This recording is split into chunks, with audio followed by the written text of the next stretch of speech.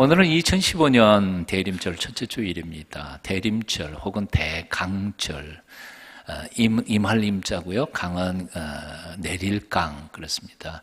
그러니까 두 단어 똑같은 단어입니다. 하늘에서부터 내려오시는 메시아이신 그리스도를 맞이할 준비하는 계절, 이것이 바로 대림절 혹은 대강절이라고 하는 절기입니다. 성탄절에서부터 거꾸로 4주간을 세워서 그 4주간 동안 지난 2000년 동안 우리의 선배들은 세시제적인 시각, 마음의 눈을 바라보면서 경건 훈련을 해왔었습니다. 그 첫 번째 시각은 과거를 바라보는 시각이죠. 과거를 바라보는, 즉 2000년 전에 죽으러 오시는 예수 그리스도, 그분을 바라보면서 그 예수님 앞에 부끄럽지 않은 사람으로, 두 번째 시제는 미래 어느 정점, 역사의 종말에 다시 오실 예수 그리스도, 그분을 바라보면서 그분 앞에 부끄럽지 않게 그분을 맞이할 준비하는, 그리고 사실은 과거와 미래에만 오시는 분이 아니라 오늘날도 현재도 눈에는 보이지 않지만 영으로 우리 가운데 오시는 예수님을 내 마음속에 모셔드리는 경건하고 거룩하게 사는 계절로 대림절이 4주간을 보냈던 것, 이것이 바로 신앙의 전통이었습니다. 그런데 오늘은요, 특별히 과거 2000년 전에 오시는 예수 그리스도, 그 시점에서부터 조금 더 멀리 과거로 아주 까마득하게 거슬러 올라가려고 합니다. 바로 태초까지요. 아담과 하와가 범죄함으로 에덴 동산에서 인류 역사 최초의 하나님의 법정이 열렸습니다.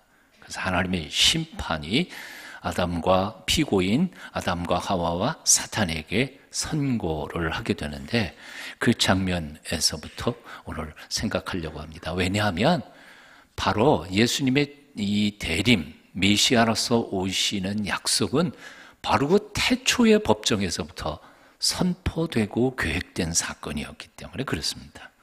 이제까지는 2000년 미래 그리고 현재만 생각했는데, 이 시점을 꼭대기로 가서 태초에 오늘 생각해 봅니다. 와, 오늘은 좀 기대가 되지 않으세요? 사실은 저는 이 본문이 너무 어려워서 어젯밤에 한숨도 못 잤습니다. 좀 쉽게 표현할 수 있는 방법이 없을까? 그래서 꿈속에서도 설교 준비하면서 근데 잘 안 되더라고요. 그래서 오늘 아침 새벽까지 일어났습니다. 자, 오늘 창세기 2장과 3장을 이렇게 읽어가다가 보면 아주 놀라운 사건, 놀라운 사실 2가지를 발견하게 됩니다. 그 첫 번째 사실은 바로 이런 거예요. 창세기 2장 17절에 보면 분명히 하나님께서 선악과를 다 먹으면 내가 어떻게 해요? 정령 죽으리라. 너는 정말 죽는다. 그렇게 엄포하신 하나님이 3장 이후를 읽어가도 아담은 안 죽어요. 죽은 거 보셨어요? 4장 이후에 가면 물론 늙어서 죽지만 먹으면 정령 죽으리라 그래 놓으시고 안 죽이셔요. 3장이 아무리 봐도 죽이지 않아요. 오히려 그 죄값에 대하여 형벌 몇 가지는 보태시고 낙원에서는 쫓아내시지만 진짜 죽이시지는 않아요. 이걸 곰곰이 생각해 보면 물론 영적으로 죽은 거, 예를 든다면 존재의 근원이신 하나님으로부터 영적으로 분리됐으니까 그건 일종의 죽음이라 그렇게 신학적으로 해석할 수도 있지만, 사실은 어쨌든 간에 죽지는 않아요. 그래서 이게 해석이 찜찜해요. 여하튼 여기 조금 이상하면서도 놀라운 거예요. 그런데 이 안 죽인 사건뿐만 아니라 조금 더 이 본문을 묵상을 하다가 보면 더 놀라운 사실을 발견을 하게 됩니다. 이제 그게 뭐냐 하면 오늘 이제 본문으로 돌아가 봅니다. 하나님께서 이제 피고 셋을 불러다 놓고 인류 최초의 법정을 여셨습니다. 창세기 3장 13절까지는 그 3명의 피고에게 사실 심리를 쭉 마치고 난 다음에 14절부터 19절까지는 각각에 해당하는 형벌의 선고, 죄를 선고합니다. 죄에 대한 대가를 선고를 해요. 그래서 사단에게는 14절, 15절 2절, 그리고 하와에게는 16절, 그리고 아담에게는 17절부터 19절까지 형량을 선고하는 내용이, 그러니까 선고물이 이렇게 나와요. 근데 희한하게도 오늘 본문, 아까 읽어주신 오늘 본문 15절은 조금 전에 말씀드린 것처럼 14절, 15절은 누구에게 대한 선고예요? 사단에게 대한 하나님의 형량의 선고인데 그 15절 속에 좀 이상한 게 포함되어 있다는 거예요.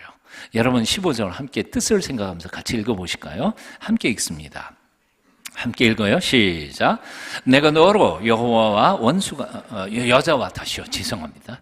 다시 내가 너로 여자와 원수가 되게 하고 내 후손도 여자의 후손과 원수가 되게 하리니 여자의 후손은 내 머리를 상하게 할 것이요 너는 그의 발꿈치를 상하게 할 것이니라 하시고. 이 말씀의 뜻 별로 어렵지는 않습니다. 뭐 복잡하게 해석하면 해석할 옵션들 굉장히 신학적으로 복잡한 얘기 있지만 그걸 얘기할 필요가 없습니다.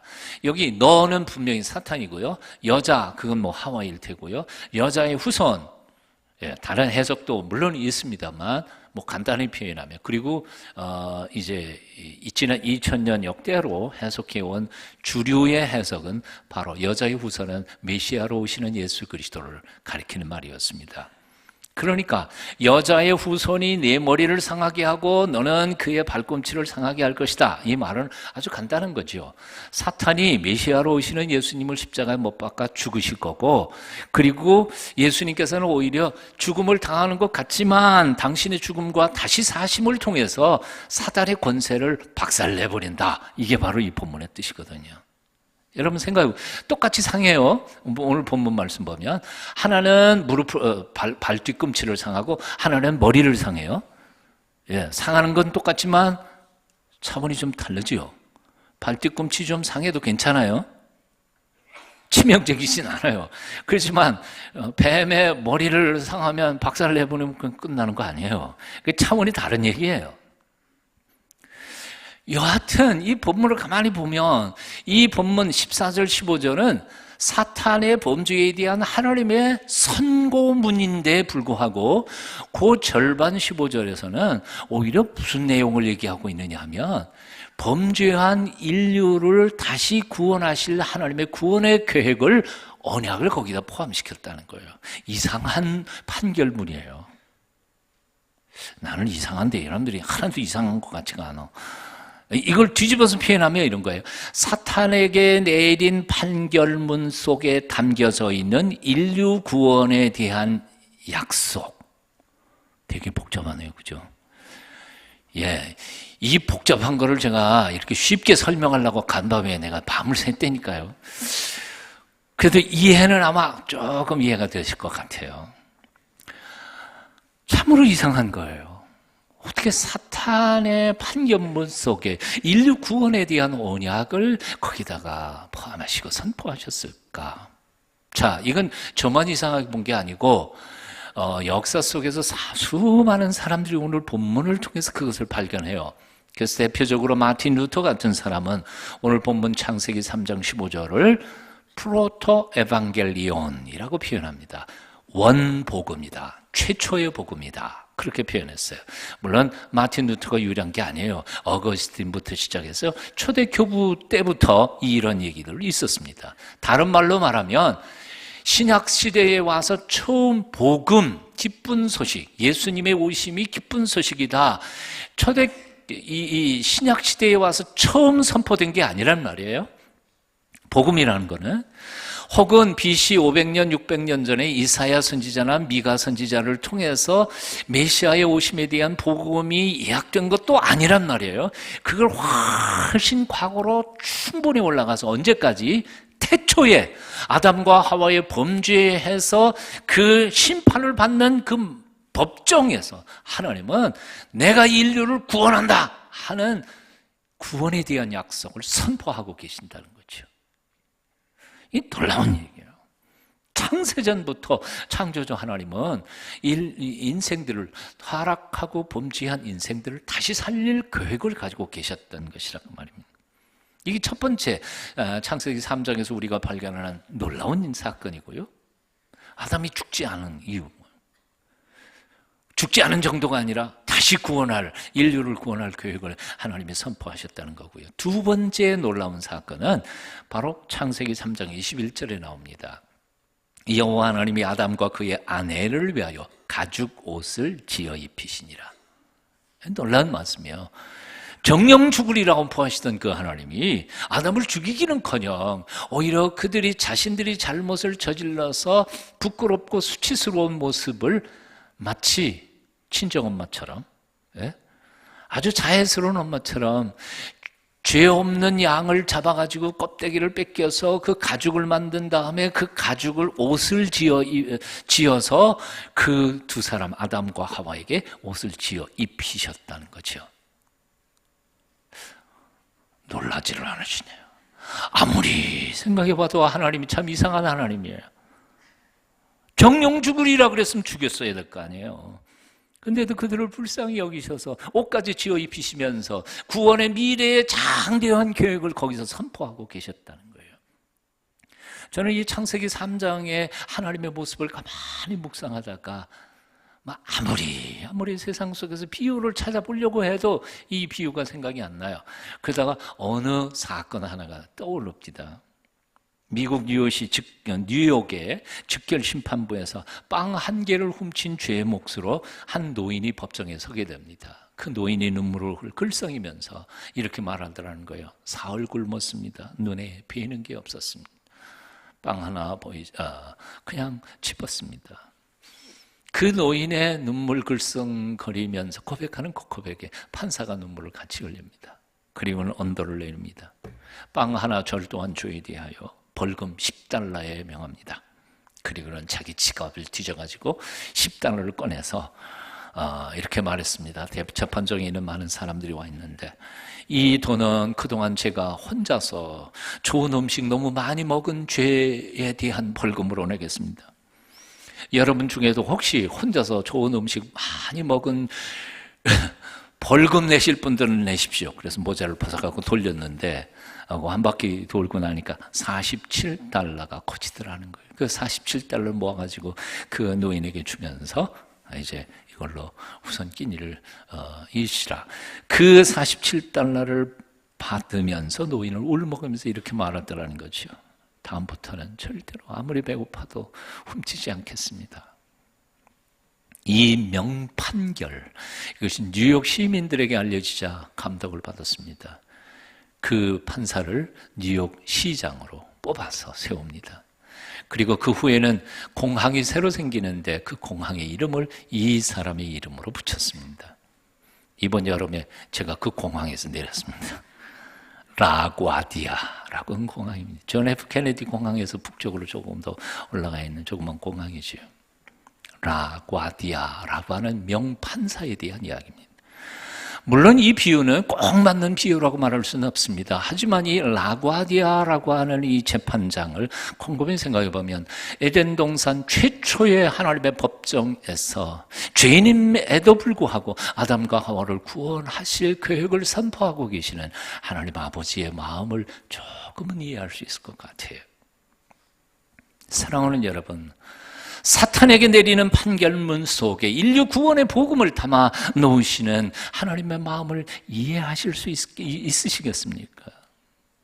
당신을 배신한 아담과 하와 부부를 위하여 가죽옷을 지어 입히시는 하나님 아버지의 마음을 느낄 수 있으시겠느냐 그 말이에요. 하나님은 이미 그때 아담과 하와가 범죄하고 하나님 앞에서 사형 언도를 받을지도 모르는 그 법정에서 벌벌 떨고 있던 그 순간에 하나님은 이미 당신의 아들을 죽여 죄값을 치르게 하시고 온 인류를 구원하실 계획을 선포하고 계셨다는 사실입니다. 그렇습니다. 하나님은 결코 당신의 피조물인 인생들을 죽이시기를 기뻐하시는 분이 아니십니다. 하나님은 반드시 죽으리라 하셨으면서도 어떻게 하든지 당신의 백성을 살리기를 기뻐하시는 사랑의 아버지시라는 말입니다. 자신이 저지른 범죄 때문에 수치를 어쩔 줄 모르고 있는 그들을 위하여 가죽옷을 지어 입혀주시는 하나님. 그 사랑, 그 사랑의 하나님, 우리를 향하신 하나님의 사랑을 이 대림절 4주간 동안 조금이라도 깨달아 알 수 있게 되기를 축원합니다. 아니, 그 하나님을 만날 수 있게 되기를 축원합니다.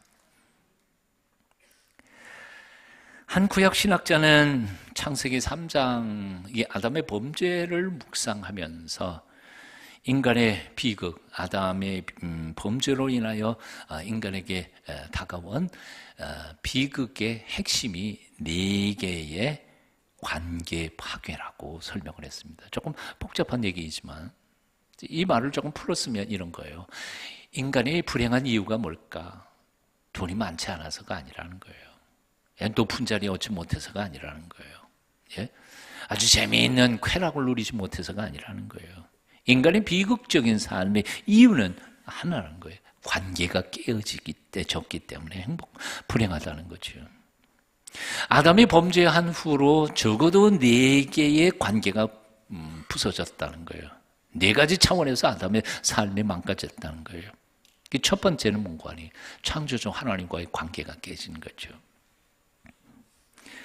더 이상 아담은 하나님을 자기 보호자로 삼을 수가 없었습니다. 왜? 죄 지은 인간에게 대하여 공의로우신 하나님은 보호자이실 수 없으니까요. 그걸 너무나 잘 알았던 아담은 그 하나님으로부터 도망갈 수밖에 없었죠. 범죄한 인간 속에 하나님은 두려움의 대상입니다. 불안합니다. 그래서 죄를 지으면 첫 번째 나타나는 심리 현상이 뭐냐 하면 불안감입니다. 두려움입니다. 그에게 있어서 더 이상 하나님은 신뢰할 수 없게 되었고 하나님의 사랑과 돌보심 안에서 살 수 없게 되었다는 사실을 깨달았습니다. 그래서 범죄한 아담은 하나님이 두려워서 도망치기 시작합니다. 예전에는 하나님의 음성을 듣기를 좋아했고 하나님과 함께 있기를 좋아했지만 이제는 그는 하나님을 피하여 그늘 속으로 숨고 어둠 속을 찾아 헤매는 방랑자가 되고 말았습니다. 범죄한 인간의 첫 번째 비극, 그것은 바로 존재의 근원이신 하나님과 단절됨으로 한 불안의식, 두려움입니다. 키에르케고르는 이것을 바로 죽음에 이르는 병이라고 표현했습니다. 두 번째 아담은 사랑하는 아내와의 관계도 깨져버리고 말았습니다. 한때는 내 뼈 중에 뼈, 살 중에 살이라고 불렀던 그 아내를 향하여 그 심판장 앞에서 아담은 이렇게 말합니다. 당신이 주신 저 여자가 내게 선악과를 주어서 먹었을 뿐 내 잘못은 없습니다. 이 뻔뻔한 아담의 모습을 보십시오.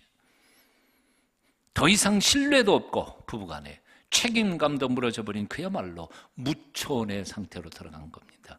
여러분 어때요? 부모와 자식 간에 몇 촌이에요? 2촌이죠. 예, 배우세요. 형제지간에는 몇 촌이에요? 1촌입니다. 그래서 내 형제의 아들은 나하고 몇 촌이에요? 3촌이거든요. 그래서 조카 녀석이 나보고 3촌 부르는 거 아니에요? 예? 조카가 애를 낳으면 어떻게 돼요? 예. 한 촌 더 가니까 4촌 넘어가야 되죠. 오늘도 뭐 별난 걸 계산을 다. 그런데 결정적인 거, 부부는 몇 촌이에요? 0촌입니다. 촌이 없어요. 얘기는 2가지의 메시지가 있습니다. 첫째, 그만큼 가깝다는 얘기고, 두 번째, 등지면 남이라는 거죠. 무촌이니까요. 돌아서면 남이에요. 아담과 하와 남이에요. 남이 돼버린 거예요. 요즘 그래서 남편 보험금 넣어놓고 그 다음은 얘기 안 하려합니다. 참 사랑의 미움이 되면 굉장히 무서워요. 예, 자나깨나 잘 돌아보세요.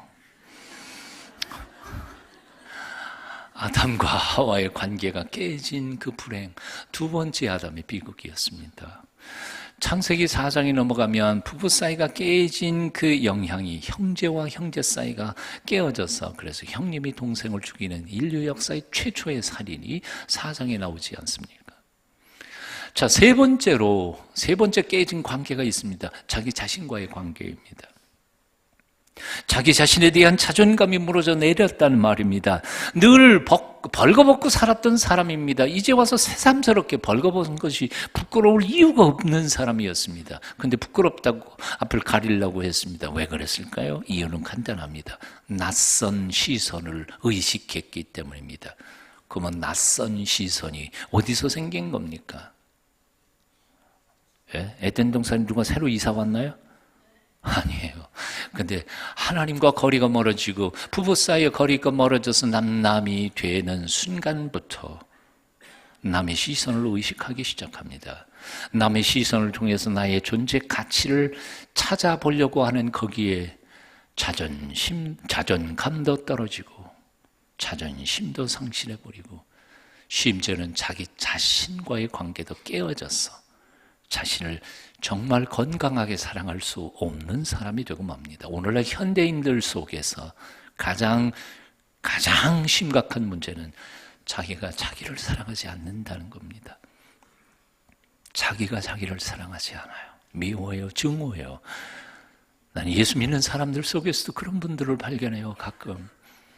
이번 대림절 기간 동안에 나는 자신의 모습을 분명하게 성찰하고 발견했으면 좋겠습니다. 마지막 네 번째로 아담이 범죄한 이후로 자연과의 관계도 깨어져 버리고 말았습니다. 자연이라고 하는 것은 본래 하나님께서 자연과 함께 인간이 더불어 같이 살아가도록 하나님이 주신 선물이 자연입니다. 같이 살아야지. 착취하거나 착취의 관계로 떨어지면 안 되지요. 그런데 인간은 자신만을 위하여 자연을 착취하기 시작하자 그 순간부터 자연은 파괴되기 시작했고 파괴된 자연은 오히려 인간에게 독이 되고 재앙을 가져오는 도구로 전락해버리고 말았습니다. 바로 이것을 사실은 창세기 3장에서 하나님은 미리 예언하고 계시는 것입니다. 땅은 너로 말미암아 저주를 받고 너는 내 평생에 수고하여야 그 소산을 먹으리라. 저주받은 자연과 관계가 깨져버린 인간의 네 번째 비극의 모습입니다. 이런 점에서 대림절 첫 주일을 시작하면서 저는 앞으로 4주간 동안 여러분들에게 숙제를 드리고 싶습니다. 첫째, 창조주 하나님과의 관계를 회복하기를 기도하고 노력하시라는 겁니다.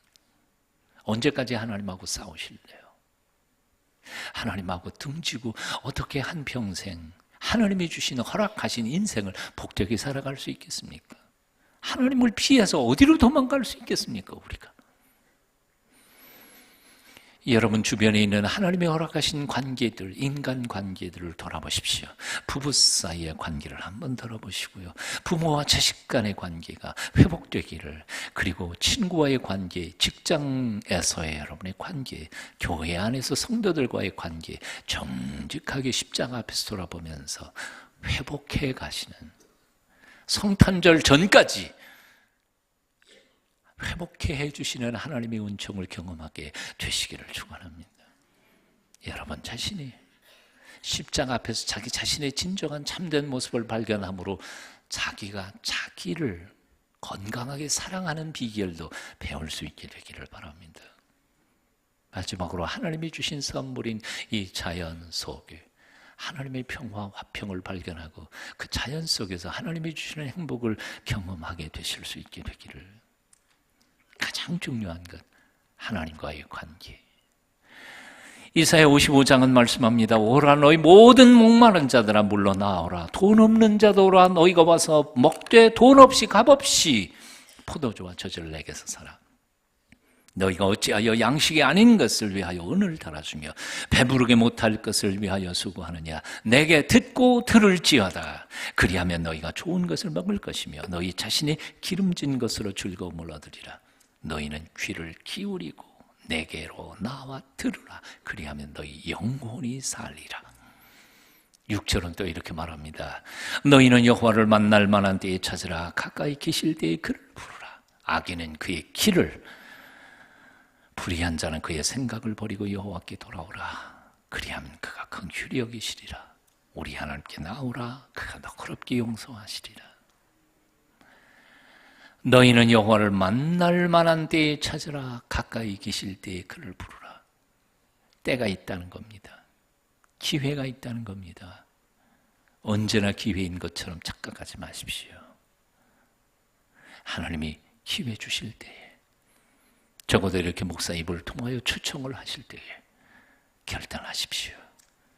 그리고 주님을 온전히 만나고 화해함으로 정말 2015년 성탄절에는 정말 행복한 성탄을 맞이하시는 여러분 다 되시기를 축원합니다.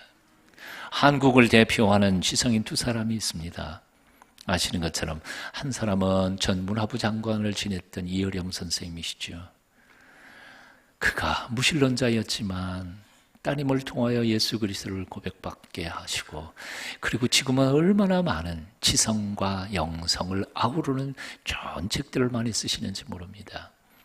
이 이어령 선생님 빼놓고 또 다른 한 여인이 있습니다.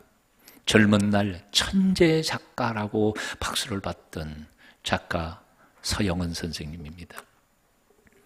서영은 선생은 4, 5년 전에 산디아고 순례길을 떠나면서 바로 유언장까지 써놓고 갑니다. 인생의 의미를 발견할 수가 없었어. 죽으면 죽으리라 하는 마음으로 그야말로 산디아고 길을 떠납니다. 66살에, 왜 안 그렇겠어요? 66살에 산디아고 길 40일 혹은 50일 동안 정말 그 걷는 길, 저는 이번 여름에 이틀 걸어봤어요. 쉽지 않읍니다.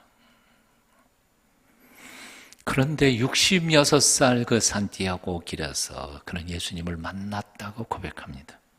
그리고는 그의 책 노란 화살표 방향으로 걸었다는 책 속에서 그의 신앙 고백을 적어놓습니다. 목숨을 걸고 유언장까지 써놓고 갔던 그 길에서 예수님을 만났노라. 세상과 나는 간 곳 없고 구속한 주님만 보이는 놀라운 경험을 했노라. 그분을 만나면서 믿을 수 없었던 꿈만 같은 사실들이 이제는 저절로 믿어졌고, 욥의 고백처럼 내가 주께 대하여 귀로 듣기만 하였으나 이제는 눈으로 주를 뵙니다 고 고백했다는 것이지. 그리고 그분을 만난 순간 내 인생에서 더 이상 나는 표적을 구하지 않으리라 결심을 했다고 합니다. 그는 그의 책 속에서 이렇게 말합니다.